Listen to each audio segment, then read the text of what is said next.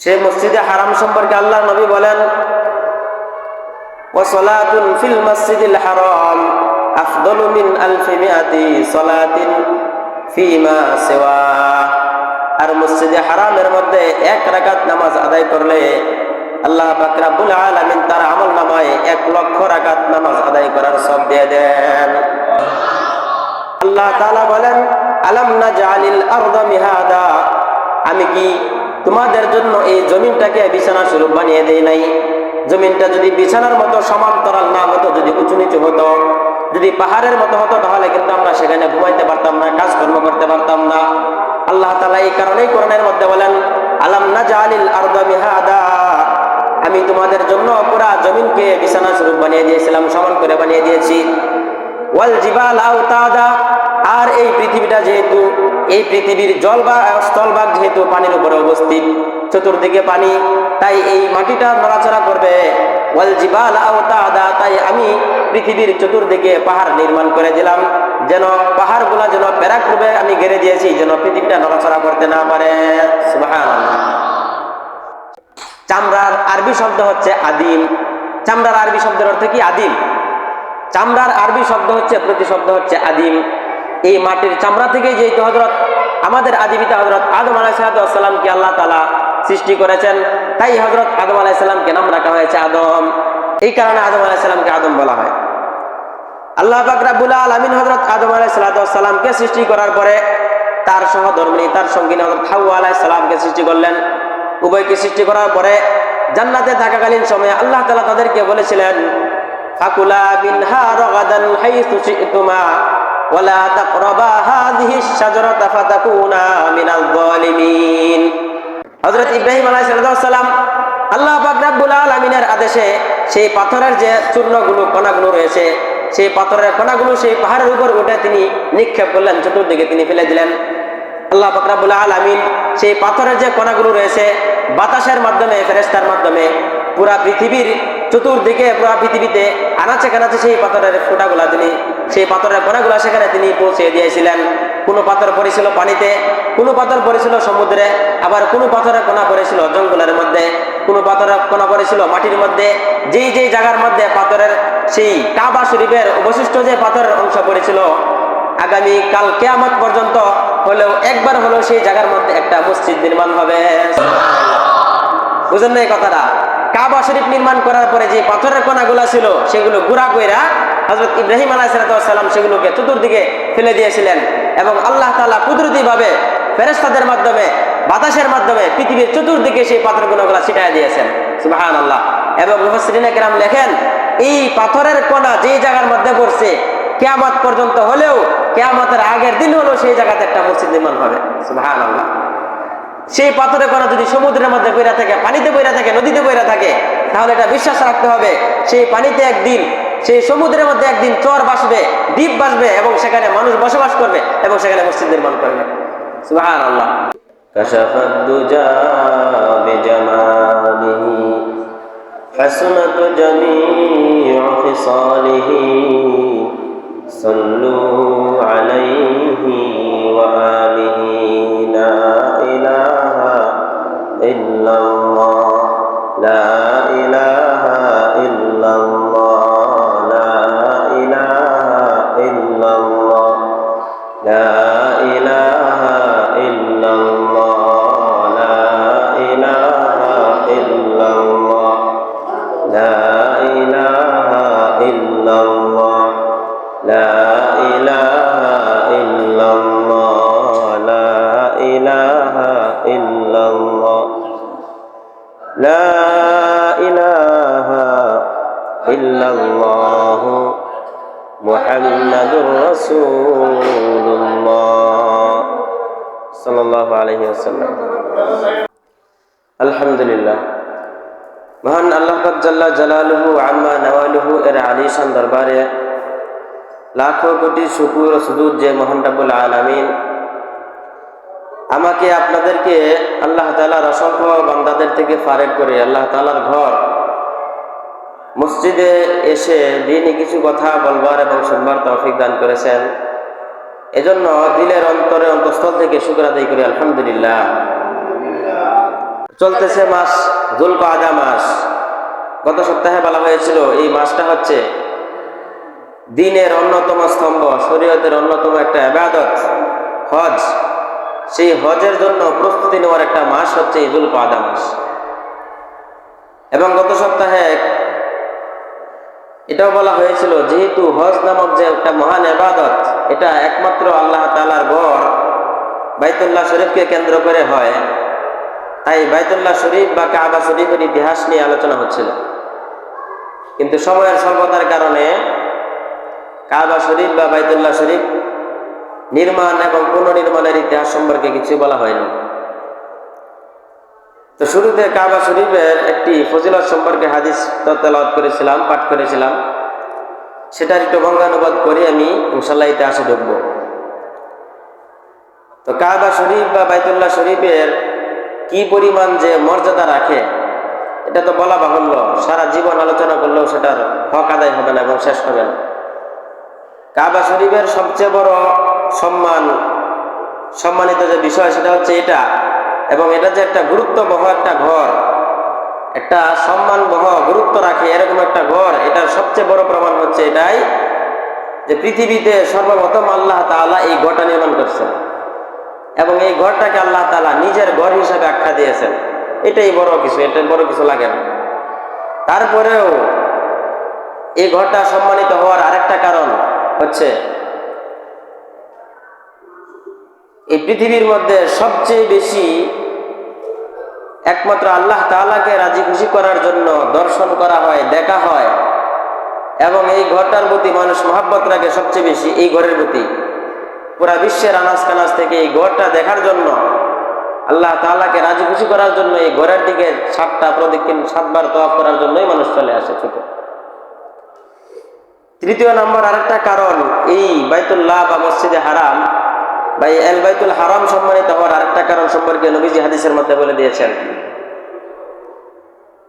عن جابر رضي الله تعالى عنه قال قال النبي صلى الله عليه وسلم صلاة في مسجدي أفضل من 1000 صلاة فيما سواه إلا المسجد الحرام।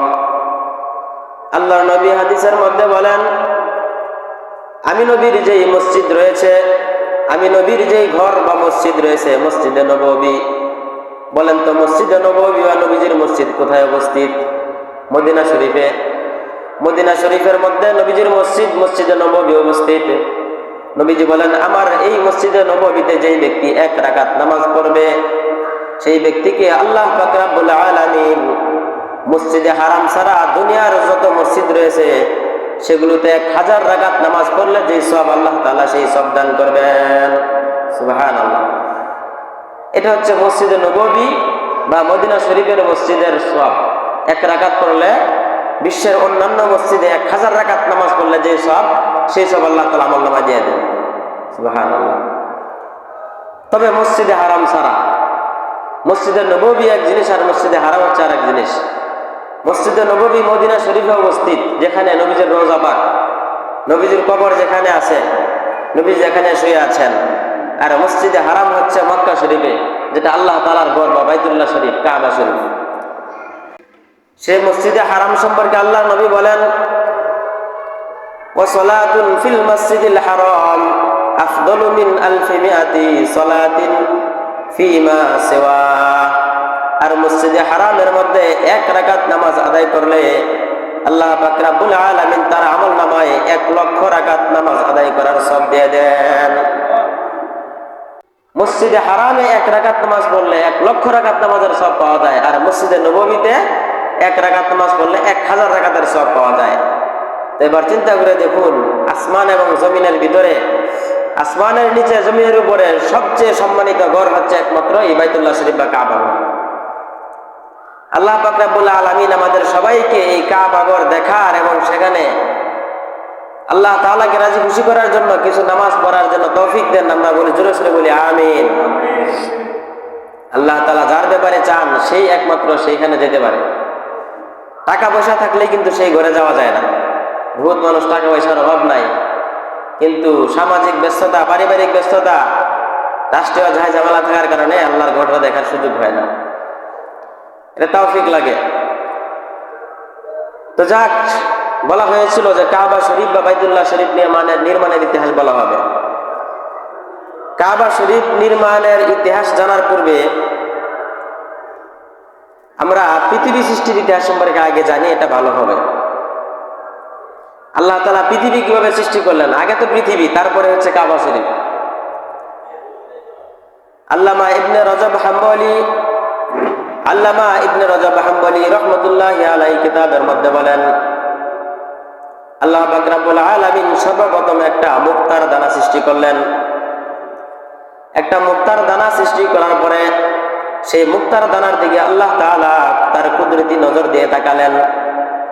আল্লাহ তাআলার কুদরতি নজর যখন সেই মুক্তার দানার মধ্যে পড়লো, তখন সেই মুক্তার দানাটা গলে সেখান থেকে পানি বের হতে লাগলো। বলেন সুবহানাল্লাহ।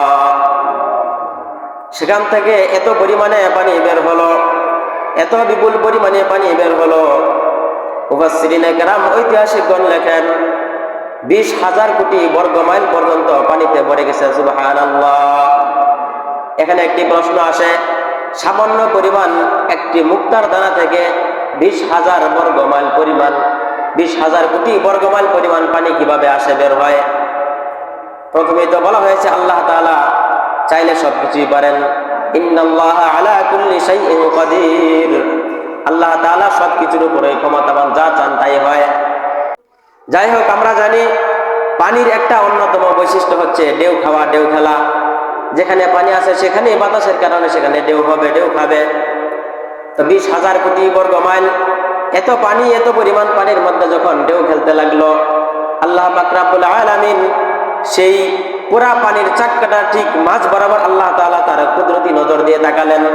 আল্লাহ তাআলার কুদরতি নজর যেই জায়গার মধ্যে পড়লো, অটোমেটিক ভাবে আল্লাহ তাআলার কুদরতি ভাবে সেই জায়গার মধ্যে চতুর্দিক থেকে পানি এসে সেখানে ধাক্কা লাগতে লাগলো।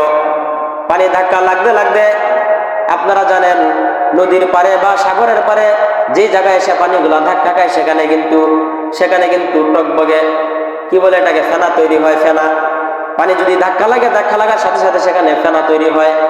আল্লাহ পাক রব্বুল আলামিন যেই জায়গার মধ্যে পানির নির্দিষ্ট যেই জায়গার মধ্যে আল্লাহ পাক রব্বুল আলামিন কুদরতি নজর দিয়ে তাকিয়েছিলেন, সেই জায়গার মধ্যে চতুর্দিক থেকে পানি এসে ধাক্কা লাগতে লাগলো। পানি এসে ধাক্কা লাগতে লাগতে একসময় সেখানে অনেকগুলো ফেনা তৈরি হয়ে গেল। ফেনা হতে হতে একসময় যখন ফেনার পরিমাণ অনেক বেড়ে গেল, তখন সেই ফেনাটা ধীরে ধীরে সেটা গাঢ় হতে লাগলো এবং সেটা লালচে বর্ণ ধারণ করতে লাগলো। আপনারা দেখবেন ওই যে নদীর মধ্যে যেখানে নাকি ঢালু আছে, উপর থেকে যদি পানি নামে তাহলে কিন্তু সেখানে ফেনা তৈরি হয়, বুদবুদ তৈরি হয়।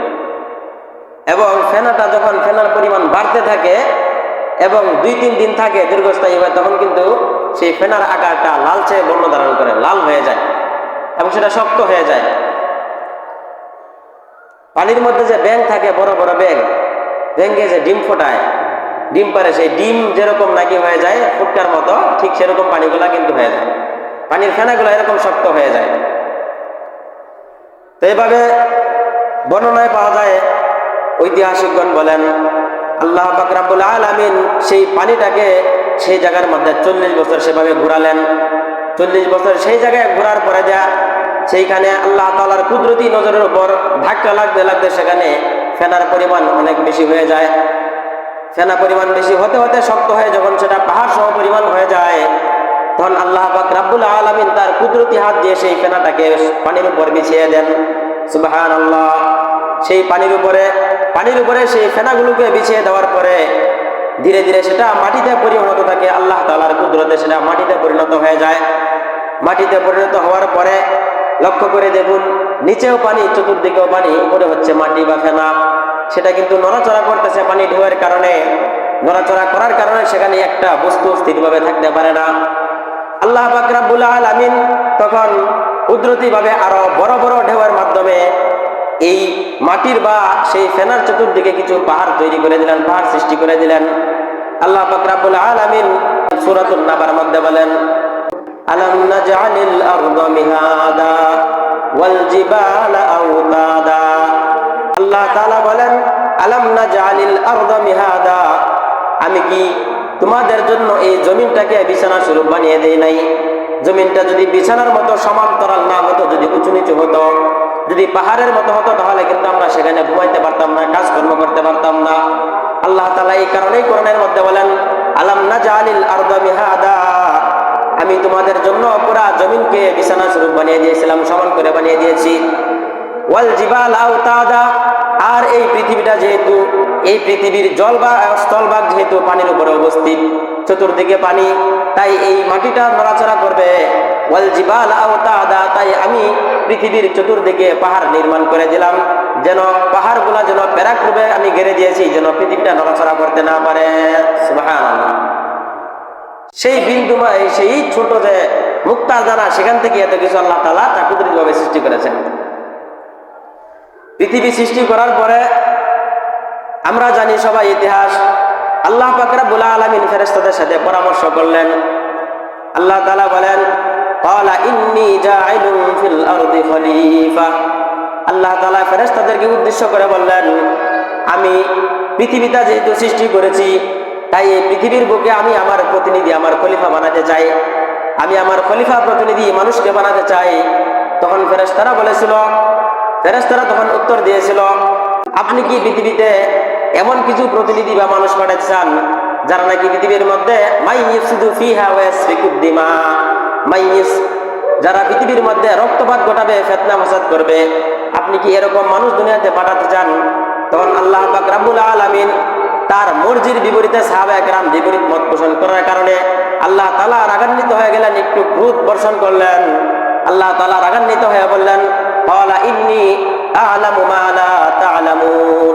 আল্লাহ তাআলা বললেন, তোমরা যা জানো তার চেয়ে আমি আল্লাহ বেশি জানি। আমি যা জানি তোমরা তা জানো না, তারপরে তোমরা কেন আমার বিরোধিতা করলা?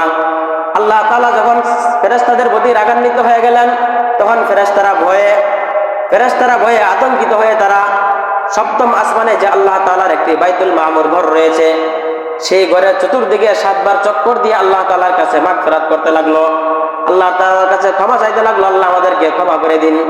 আল্লাহ পাক রব্বুল আলামিন তাদের এই কাজ দেখে, যেহেতু তারা আল্লাহ তাআলার প্রিয় ঘর বাইতুল মামুরকে 7 বার প্রদক্ষিণ করে মাপ চেয়েছে, তাই আল্লাহ তাআলা তাদেরকে ক্ষমা করে দিলেন এবং তাদেরকে ফেরেশতাদেরকে উদ্দেশ্য করে বললেন, তোমরা যেহেতু এই ঘরটা প্রদক্ষিণ করার কারণে আমার ভালো লেগেছে, তাই তোমরা পৃথিবীতেও একটা এরকম ঠিক বাইতুল মামুরের মতো একটা ঘর নির্মাণ করে দাও, যেন আমার বান্দারা মানুষেরা যখন কোনো অপরাধ করবে, কোনো ভুল করবে, তখন সেই ঘরটাকে 7 বার চক্কর দিয়ে যেন আমার কাছে ক্ষমা চায়, তাহলে আমি তার জীবনের সমস্ত গুনাহগুলো ক্ষমা করে দিব। সুবহানাল্লাহ। ফেরেশতারা যখন এই অর্ডার পেল, তখন এমনি তো আল্লাহ তাআলা নারাজ তাদের প্রতি, উল্টা একটা কথা বলে ফেলাইছে। এটাও আল্লাহ তাআলার ইচ্ছাই, আল্লাহ তাআলার ইচ্ছা ছাড়া তো কোনো কিছুই হয় না। আল্লাহ তাআলা ইচ্ছা করেছেন বলেই এরকমটা হয়েছে। তখন ফেরেশতারা দুনিয়াতে এসে এই সর্বপ্রথম কাবা শরীফ নির্মাণ করে, সোজা সেই বাইতুল মামুরের নিচে জমিনের মধ্যে আল্লাহ পাক রব্বুল আলামিনের আদেশে কুদরতিভাবে ফেরেশতারা সেই কাবা শরীফ নির্মাণ করে। সুবহানাল্লাহ। তাহলে আমরা পেলাম এখান থেকে যে সর্বপ্রথম কাবা শরীফ নির্মাণ করে কারা? ফেরেশতারা। এই যে কাবা ঘর, কালো যে ঘরটা আমরা দেখি কাবা মক্কা শরীফে গিয়া, এই ঘরটা সর্বপ্রথম নির্মাণ করছে কে? ফেরেশতারা, আল্লাহ তাআলার আদেশে ফেরেশতারা নির্মাণ করেছে। তবে তখনও কিন্তু আদম আলাইহিস সালামকে সৃষ্টি করা হয় নাই। পৃথিবীতে মানব বলেন, জিন বলেন, মানুষ, ইনসান যা কিছু রয়েছে, জিন জাতি এবং গাছপালা, তরুলতা সবকিছু সৃষ্টি করার আরো 2000 বছর পূর্বে আল্লাহ তাআলা ফেরেশতাদের মাধ্যমে পৃথিবীতে কাবা শরীফ বানিয়েছিলেন। সুবহানাল্লাহ। কাবা শরীফ যখন বানানো হলো, পৃথিবীতে যখন বাইতুল্লাহ নির্মাণ করা হলো, বাইতুল্লাহ নির্মাণ করার পরে আল্লাহ পাক রব্বুল আলামিন হযরত জিবরাইল আলাইহিস সালামকে আদেশ করলেন, তুমি জমিন থেকে জমিনের চামড়াটাকে তুলে নিয়ে আসো আমার কাছে। জিবরাইল যখন পৃথিবীতে আসলেন, পৃথিবীতে আয়েশা জমিনের কাছে জিবরাইল আলাইহিস সালাম অনুমতি চাইলেন, জমিন, আল্লাহ তাআলা আদেশ করেছেন তোমার চামড়াটা উঠিয়ে নেওয়ার জন্য, আমি যেন উঠিয়ে নিয়ে যাই। এবার আপনারা লক্ষ্য করে বলুন তো, আপনাদের কাছে যদি কেউ বলে এসে অনুমতি চায় যে তোমার চামড়াটা খুলে দিয়ে দাও, তাহলে আপনারা দিবেন কিনা? দিবেন আপনারা? কেউ দিবে না, কেউ তার শরীরে চামড়া খুলে দিবে না। জমিন তখন নারাজ হলো, জমিন ভয়ে কাঁপতে লাগলো এবং জিবরাইলকে বললো, না, চামড়া দেওয়া যাবে না, আমার চামড়া। জিবরাইল তখন ফেরত চলে গেল। তারপর হযরত মিকাইল আলাইহিস সালামকে আল্লাহ তাআলা পাঠালেন, তুমি যা নিয়ে আসো। মিকাইল আসার পরে অনুমতি চাওয়ার পরেও সে ফিরে গেল, তাকে দেওয়া হলো না। তারপরে হযরত ইসরাফিল আলাইহিস সালাম আসলেন জমিনের চামড়া নেওয়ার জন্য। তিনিও ফিরে গেলেন, তাকেও চামড়া দিল না জমিন। তারপরে সর্বশেষ হযরত আজরাইল আলাইহিস সালাম মালাকুল মউতকে পাঠালেন আল্লাহ তাআলা। আমরা তো জানি আজরাইল কি কারো কাছে আসলে কি অনুমতি লাগে কিনা? অনুমতি লাগে। কারো কাছে আসে কি আজরাইল অনুমতি চায় যে তোমাকে আমি নিয়ে যাব? অনুমতি চাওয়ার কোনো সুযোগ নাই। একমাত্র আম্বিয়ায়ে কেরাম, একমাত্র নবী রাসূলগণ ছাড়া অন্য কোনো বান্দার কাছে, অন্য কোনো সৃষ্টির কাছে আজরাইল আসার সময় অনুমতি চাইতে হয় না। আজরাইল এসে জমিন থেকে সরাসরি কোনো কথাবার্তা ছাড়াই জমিনের উপরের খালটা উঠিয়ে নিয়ে গেল। জমিনের চামড়াটা উঠিয়ে নিয়ে যাওয়ার পরে আল্লাহ পাক রব্বুল আলামিন সেই চামড়া দিয়ে, চামড়ার আরবি শব্দ হচ্ছে আদিম। চামড়ার আরবি শব্দের অর্থ কি? আদিম। চামড়ার আরবি শব্দ হচ্ছে, প্রতিশব্দ হচ্ছে আদিম। এই মাটির চামড়া থেকে যেহেতু হযরত আমাদের আদি পিতা হযরত আদম আলাইহিস সালামকে আল্লাহ তাআলা সৃষ্টি করেছেন, তাই হযরত আদম আলাইহিস সালামকে নাম রাখা হয়েছে আদম। বুঝতেছেন তো কথা? চামড়ার নাম হচ্ছে, চামড়ার যে আরবি শব্দ এটা হচ্ছে আদিম। আর এই মাটির চামড়া থেকে যেহেতু আমাদের আদি পিতা বাবা আদমকে সৃষ্টি করা হয়েছে, তাই আল্লাহ তাআলা ওনার নাম দিয়েছেন কি? আদম। আদম শব্দের অর্থ হচ্ছে মাটির চামড়ার তৈরি মানুষ। এই কারণে আদম আলাইহিস সালামকে আদম বলা হয়। আল্লাহ পাক রব্বুল আলামিন হযরত আদম আলাইহিস সালামকে সৃষ্টি করার পরে তার সহধর্মিণী, তার সঙ্গিনী হযরত হাওয়া আলাইহিস সালামকে সৃষ্টি করলেন।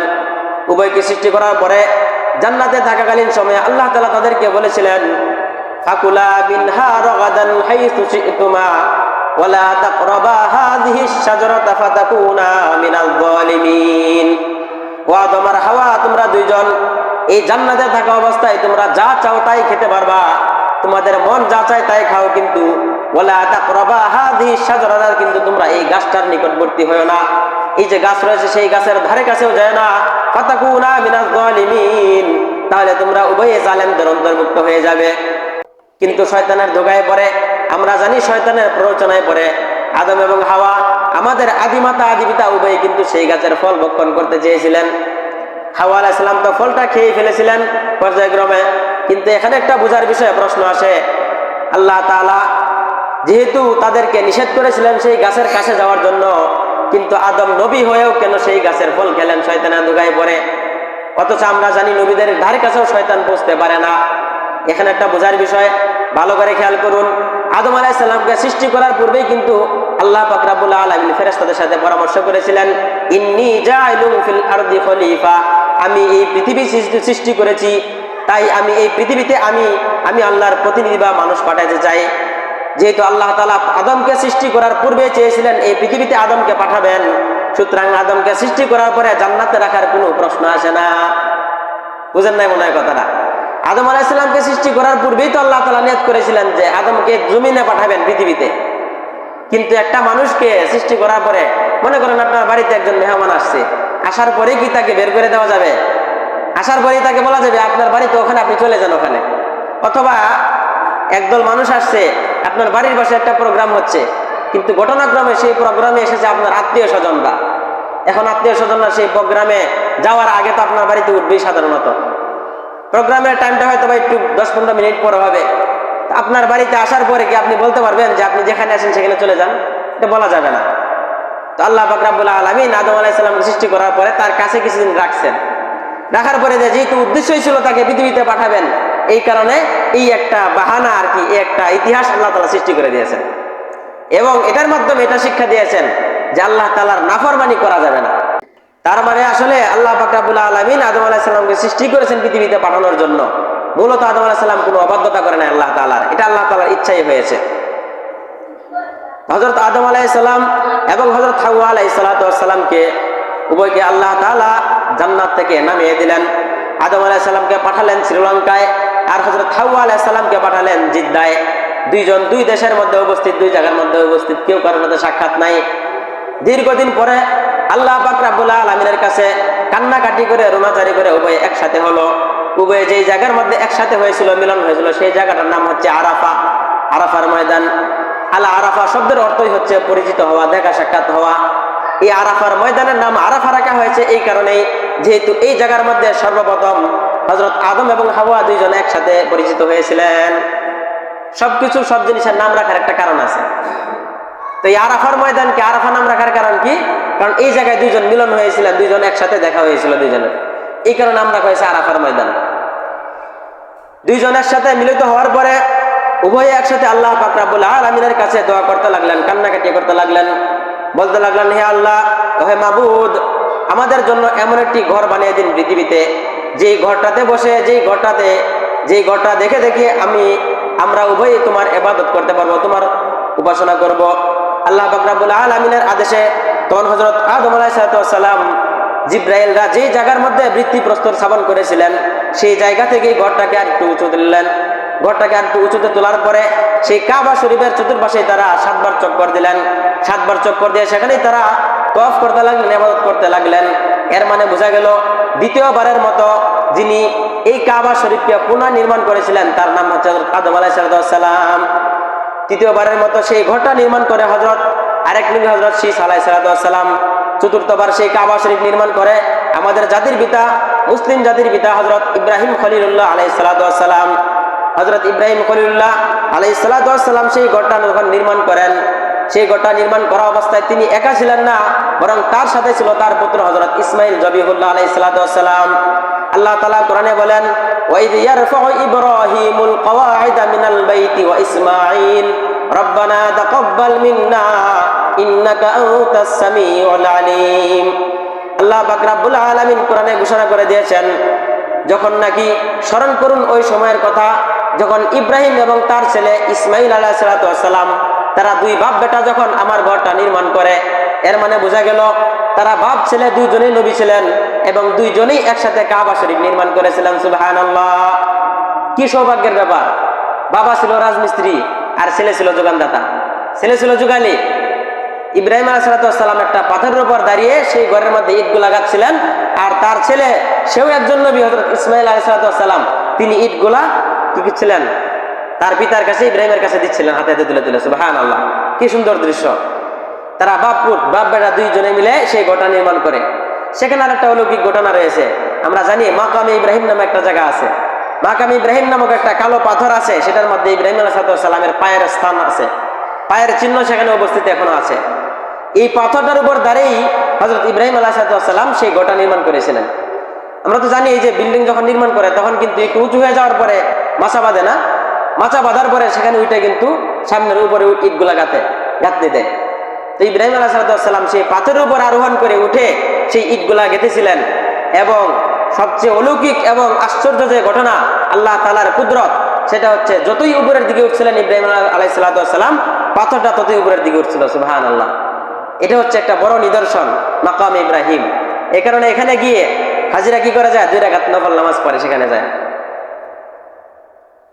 হযরত ইব্রাহিম আলাইহিস সালাম বাইতুল্লাহ শরীফ, কাবা শরীফ নির্মাণ করার পরে, কাবা শরীফ নির্মাণ যখন শেষ হয়ে যায় তখন কিছু পাথর অবশিষ্ট থেকে যায়।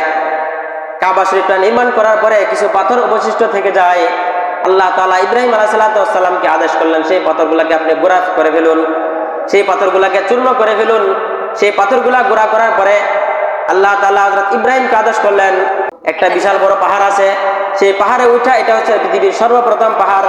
সেই পাহাড়ের মধ্যেই কিন্তু বাদশাহের বাড়ি রয়েছে, আর সেই পাহাড়ের মধ্যেই কিন্তু আল্লাহ পাক রব্বুল আলামিনের প্রিয় হাবিব মুহাম্মদুর রাসূলুল্লাহ সাল্লাল্লাহু আলাইহি ওয়াসাল্লাম সর্বপ্রথম কওমি মাদ্রাসা প্রতিষ্ঠা করেছিলেন, যে মাদ্রাসাটার নাম দিয়েছিলেন দারুল আরকাম।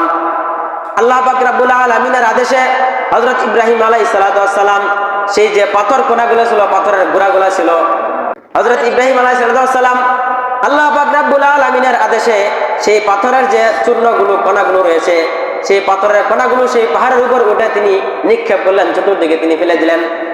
আল্লাহ পাক রব্বুল আলামিন সেই পাথরের যে কণাগুলো রয়েছে বাতাসের মাধ্যমে, ফেরেশতার মাধ্যমে পুরা পৃথিবীর চতুর্দিকে, পুরা পৃথিবীতে আনাচে কানাচে সেই পাথরের ফোঁটাগুলা তিনি, সেই পাথরের কণাগুলা সেখানে তিনি পৌঁছে দিয়েছিলেন। কোনো পাথর পড়েছিল পানিতে, কোনো পাথর পড়েছিল সমুদ্রে, আবার কোনো পাথরের কণা পড়েছিল জঙ্গলের মধ্যে, কোনো পাথরের কণা পড়েছিল মাটির মধ্যে। যেই যেই জায়গার মধ্যে পাথরের সেই কাবা শরীফের অবশিষ্ট যে পাথরের অংশ পড়েছিল, আগামী কাল কিয়ামত পর্যন্ত হলেও একবার হলেও সেই জায়গার মধ্যে একটা মসজিদ নির্মাণ হবে। সুবহানাল্লাহ, বুঝেন না এই কথাটা? কাবা শরীফ নির্মাণ করার পরে যে পাথরের কণাগুলা ছিল সেগুলো গুঁড়া কইরা হযরত ইব্রাহিম আলাইহিস সালাম সেগুলোকে চতুর্দিকে ফেলে দিয়েছিলেন, এবং আল্লাহ তাআলা কুদরতিভাবে ফেরেশতাদের মাধ্যমে, বাতাসের মাধ্যমে পৃথিবীর চতুর্দিকে সেই পাথরগুলোগুলা ছিটায় দিয়েছেন। সুবহানাল্লাহ। এবং মুফাসসিরিনে কেরাম লেখেন এই পাথরের কণা যেই জায়গার মধ্যে পড়ছে কিয়ামত পর্যন্ত হলেও কিয়ামতের আগের দিন হলেও সেই জায়গাতে একটা মসজিদ নির্মাণ হবে। সুবহানাল্লাহ। সেই পাথরের কণা যদি সমুদ্রের মধ্যে বইরা থাকে, পানিতে বইরা থাকে, নদীতে বইরা থাকে, তাহলে এটা বিশ্বাস রাখতে হবে সেই পানিতে একদিন, সেই সমুদ্রের মধ্যে একদিন চর বাসবে, দ্বীপ বাসবে এবং সেখানে মানুষ বসবাস করবে এবং সেখানে মসজিদ নির্মাণ করবে। সুবহানাল্লাহ। শুধু এতটুকু দিয়ে সীমাবদ্ধ নয়, হযরত ইব্রাহিম আলাইহিস সালাম আল্লাহ তাআলার ঘর কাবা ঘর নির্মাণ করার পরে ইব্রাহিমকে আল্লাহ তাআলা আদেশ করলেন, তুমি সেই পাহাড়ের মধ্যে উঠো এবং সেই পাহাড়ে উঠা তুমি ঘোষণা দাও, সমস্ত মানুষদেরকে ঘোষণা দাও তারা যেন আমার এই ঘরের হজ করে, আমার এই বাইতুল্লাহ শরীফের চতুর্পাশে যেন ঘুরে এসে এই ঘরটা যেন হজ করে, কারণ এটা তাদের জন্য আমি ফরজ করে দিলাম। ইব্রাহিম আলাইহিস সালাম বললেন, হে মাবুদ, আমি এই পাহাড়ে উঠা কিভাবে ঘোষণা করব, কিভাবে সবার কানে পৌঁছবে আওয়াজ, অথচ পাহাড়ের আশপাশে তো কোনো মানুষ নাই, মানুষ তো অনেক দূরে দূরে বসতি স্থাপন করে আছে। আল্লাহ তাআলা বললেন, তোমার কাজ হচ্ছে ঘোষণা করা, আর পৌঁছে দেওয়ার মালিক হচ্ছেন কে? জুড়ে বলেন আল্লাহ। ইব্রাহিম আলাইহিস সালাম আল্লাহ পাক রব্বুল আলামিনের আদেশে সেই পাহাড়ের মধ্যে উঠা তিনি ঘোষণা করে দিলেন, ও মানব সকল, সমস্ত মানুষ আর জিন জাতিরা তোমরা শোনো, আল্লাহ তাআলা তোমাদের এই আল্লাহ তাআলার ঘরকে তওয়াফ করার জন্য, এই ঘরকে দেখার জন্য, হজ করার জন্য তোমাদের উপর বিধান আরোপ করে দিয়েছেন, সুতরাং তোমরা প্রতি বছরই সেখানে এসে তোমরা হজ করবা। সুবহানাল্লাহ। এই আওয়াজটা আল্লাহ তাআলা কুদরতি ভাবে বাতাসের মাধ্যমে পুরা বিশ্বের সমস্ত মুসলমানদের, সমস্ত মানুষদের কানে কানে আল্লাহ তাআলা পৌঁছে দিয়েছেন। সুবহানাল্লাহ। শুধু এতটুকুতেই নয়, সীমাবদ্ধ নয়, আল্লাহ তাআলা তখনকার সময়ে এই আওয়াজটা যখন দিয়েছিলেন নবী ইব্রাহিম, তখন মায়ের গর্ভে যে সমস্ত বাচ্চা ছিল তাদের কানের মধ্যে আল্লাহ তাআলা পৌঁছে দিয়েছিলেন। সুবহানাল্লাহ। মুফাসসিরিনে কেরাম লেখেন কিতাবের মধ্যে যে তখনকার সময়ে যারা নাকি মায়ের পেটেও আসে নাই, বরং রুহের জগতে যারা ছিল, কিয়ামত পর্যন্ত যত মানুষ আসবে সমস্ত রুহের কানে আল্লাহ তাআলা সেই আওয়াজটা পৌঁছে দিয়েছিলেন। সুবহানাল্লাহ। এবং তারপরে আরো লেখেন মুফাসসিরিনে কেরাম, যারা তখনকার সময়ে নবী ইব্রাহিমের আহ্বানে যারা সাড়া দিয়েছিল এবং যারা বলেছিল লাব্বাইক আল্লাহুম্মা লাব্বাইক লা শারিকা লাকা লাব্বাইক, এই লাব্বাইক বলে যারা সাড়া দিয়েছিল তখনকার সময়ে তারাই একমাত্র আল্লাহ তাআলার ঘরের হজ করতে পারবে, আল্লাহ তাআলা ঘর দেখতে পারবে। সুবহানাল্লাহ। আর যাদের কপালে নাই, যারা তখন লাব্বাইক বলে সাড়া দেয় না ইব্রাহিমের ডাকে, নবী ইব্রাহিমের ডাকে, তাদের কপালে হজ করার তৌফিক নাই। তারপরও আল্লাহ তাআলা চাইলে সবই সম্ভব। ইন্নাল্লাহা আলা কুল্লি শাইইন কাদির। আল্লাহ তাআলা চাইলে সবই সম্ভব। আল্লাহ তাআলা ফকিরের মাধ্যমেও হজ করান। বহুত মানুষ আছে পায়ে হেঁটে হজ করে। আমাদের এলাকার একজন বড় প্রবীণ আলেম ছিল মাওলানা আনিসুর রহমান সাহেব, অনেক প্রবীণ আলেম, 100 বছরের উপরে তিনি এই পৃথিবীর জমিনে বেঁচেছিলেন। তিনি পায়ে হেঁটে হজ করছেন। পায়ে হেঁটে হজ করছেন পপুলার হওয়ার জন্য না, সেলিব্রিটি হওয়ার জন্য না, ভাইরাল হওয়ার জন্য না। তখনকার সময় তো এত গাড়ি ঘোড়াই ছিল না, বিমান খুব কমই ছিল, টাকা পয়সার প্রয়োজন ছিল অনেক। তিনি হাইটে হজ করছেন এবং সমুদ্র পথটা তিনি নৌকা দিয়ে বাড়ি দিচ্ছেন, জাহাজে। সুবহানাল্লাহ। তো যাই হোক, টাকা পয়সা বলতেছিলাম, টাকা পয়সার মাধ্যমে কিন্তু আল্লাহর ঘর দেখা যায় না। অর্থ সম্পদ হইলে আল্লাহ তাআলা ঘর তওয়াফ করা যায় না। এটা আল্লাহ তাআলার তৌফিক লাগে, আল্লাহ তাআলার দয়া লাগে, সাহায্য লাগে, এছাড়া সম্ভব না। তো কততমবার ঘর নির্মাণ করা হলো? বাইতুল্লাহ শরীফ চতুর্থবার নির্মাণ করেছেন, পুনর্নির্মাণ করেছেন হযরত ইব্রাহিম আলাইহিস সালাম। তারপরে পঞ্চমবার নির্মাণ করেছেন আরেক সম্প্রদায়, বনু জুরহুম সম্প্রদায়। ষষ্ঠবার নির্মাণ করেছেন বনু কুরাইজা। এরপরে এরকম ভাবে পর্যায়ক্রমে আরো 4টা সম্প্রদায় নির্মাণ করেছে। সর্বশেষ বনু নাজির। বনু নাজিরের পূর্বে নির্মাণ করেছে Qusai bin Kilab. Qusai bin Kilab নামে একটা গোত্র আছে। সেই গোত্ররা অষ্টমবারের মতো, সপ্তমবারের মতো আল্লাহ তাআলার ঘর বাইতুল্লাহ শরীফ পুনর্নির্মাণ করে। আর অষ্টমবার নির্মাণ করে বনু নাজির। সর্বশেষ নবমবার নির্মাণ করে আমাদের প্রিয় নবী, আপনাদের প্রিয় নবী আকায়ে নামাদার তাজদারে মদিনা মুহাম্মদ রাসূলুল্লাহ সাল্লাল্লাহু আলাইহি ওয়াসাল্লাম নির্মাণ করেন। সুবহানাল্লাহ। তাহলে কাবা শরীফ নবমবার, 9 নাম্বার নির্মাণ করেন কে? আমাদের প্রিয় নবী মুহাম্মদ সাল্লাল্লাহু আলাইহি ওয়াসাল্লাম। নবীজি নির্মাণ করেছিলেন সময় মুশরিকদেরকে সাথে নিয়ে তিনি নির্মাণ করেছিলেন। এবং নবীজি যেই জায়গার মধ্যে হাজরা আসওয়াদটা নির্মাণ করেছিলেন, স্থাপন করেছিলেন, সেই হাজরা আসওয়াদটা যেটাতে চুম্বন করতে হয় সবারই, সমস্ত হাজীদেরকে, সেই হাজরা আসওয়াদটা এখনো সেই জায়গাতে অবস্থান আছে এখন। সুবহানাল্লাহ। নবীজি যেই জায়গায় রেখে গেছিলেন সেই হাজরা আসওয়াদ বা কালো পাথরটা এখানে এখনো আছে। নবীজির পরে 10মবার নির্মাণ করে নবীজির একজন প্রিয় সাহাবী হযরত আব্দুল্লাহ ইবনে জুবাইর রাদিয়াল্লাহু তাআলা আনহু। তারপরে 11বার নির্মাণ করে আব্দুল্লাহ ইবনে জুবাইরের এই আরেকজন সাথী, তবে তার একটু বিরোধী ছিল আর কি, হাজ্জাজ বিন ইউসুফ। তিনি একজন সাহাবী ছিলেন, আবার একজন স্বৈরাচার শাসকও ছিলেন। যাক, সেটা ভিন্ন বিষয়। তবে সাহাবী ছিলেন এই হিসাবে তার সমালোচনা আমাদের পক্ষে শোভা পায় না। তিনি একজন সাহাবী ছিলেন। তো 11তম বার নির্মাণ করেছিলেন হযরত হাজ্জাজ বিন ইউসুফ রহমতুল্লাহি আলাইহি। এরপরে 12তম বার নির্মাণ করেছিলেন তুরস্কের এক বাদশাহ। সর্বশেষ 13তম বার এই কাবা শরীফ পুনরায় নির্মাণ করেন বাদশাহ ফাহাদ ইবনে আব্দুল মালিক, বাদশাহ ফাহাদ ইবনে আব্দুল আজিজ, যিনি মারিফুল কোরআন, কোরআন শরীফের যে সর্বপ্রথম বাংলা অনুবাদ হয় মারিফুল কোরআন, এটার যিনি বাংলা অনুবাদটাকে বিনামূল্যে প্রচার করেছিলেন, সেই বাদশার নাম হচ্ছে বাদশাহ ফাহাদ ইবনে আব্দুল আজিজ। তিনি সর্বশেষ এই কাবা শরীফটা পুনরায় নির্মাণ করেন। তারা কিন্তু নির্মাণ করেন নাই, পুনরায় নির্মাণ করছেন। যে জায়গার মধ্যে আগে ছিল ফেরেশতারা নির্মাণ করেছিলেন, সেই জায়গার মধ্যেই তারা ভিত উঁচু স্থাপন করছেন আর কি, এতটুকু কাজ করেছেন। এরপরে যখন দেখলো উলামায়ে কেরাম, বিশ্বের সকল উলামায়ে কেরাম যখন দেখলো যে যুগে যুগে বাদশারা যখনই নির্বাচিত হয় তখনই তারা এসে কাবা শরীফ ভেঙে আবার নতুন করে নির্মাণ করে, তখন উলামায়ে কেরাম চিন্তা করে দেখলো এটা তো একটা খেলনার বিষয়বস্তু হয়ে গেছে, খেলনার মতো হয়ে গেছে। যখনই কোনো বাদশা নতুনভাবে নির্বাচিত হয় তখনই তারা কাবা শরীফ ভেঙে আবার নির্মাণ করে, এটা কেমন যেন আল্লাহ তাআলার ঘরে একটা অসম্মান। এই কারণে পুরা বিশ্বের সকল উলামায়ে কেরাম, সকল ফুকাহায়ে কেরাম একমত হয়ে ফতোয়া দিয়েছেন, ঘোষণা করেছেন যে আজ থেকে আর এই কাবা শরীফকে ভাঙ্গা যাবে না, নির্মাণ করা হবে না, এটাই সর্বশেষ নির্মাণ। এখনো আজ পর্যন্ত সেই কাবা শরীফ এখনো আছে। সুবহানাল্লাহ। তা আমরা সবসময় এই কাবা শরীফ আমরা এটার যে মহাব্বত, এটার যে শ্রদ্ধা ভক্তি আজমত আমাদের বুকে লালন করব, এটা আমাদের একটা শিয়ার ইসলামের, আল্লাহ তাআলার ঘর। এই ঘরের মধ্যে যে নাকি একবার গিয়ে হজ করে কোনো ধরনের কৃত্রিমতা ছাড়া, আল্লাহ পাক রব্বুল আলামিনের প্রিয় হাবিব নবীজি হাদিসের মধ্যে বলে গিয়েছেন, মান হাজ্জা ফালাম ইয়ারফুস ওয়ালাম ইয়াফসুক রাজা কায়াউমিন ওয়ালাদাতহু উম্মুহু, যেই ব্যক্তি হজ করলো একমাত্র আল্লাহ তাআলাকে রাজি খুশি করার জন্য এবং সেখানে কোনো অশ্লীল কাজ করলো না, কাউকে গালিগালাজ করলো না, স্ত্রীর কাছে গেল না, সেই ব্যক্তি হজ করার পরে দেয়া এমন ভাবে ফিরে আসবে যেন সে নতুন মায়ের গর্ভ থেকে ফিরে আসলো। সুবহানাল্লাহ। তার সমস্ত পাপগুলো আল্লাহ তাআলা মাফ করে দিবেন। আল্লাহ পাক রব্বুল আলামিন আমাদের সবাইকে মৃত্যুর আগে একবার হলেও আল্লাহ তাআলার ঘরটা দেখার তৌফিক দান করে। সকলে বলে আমিন।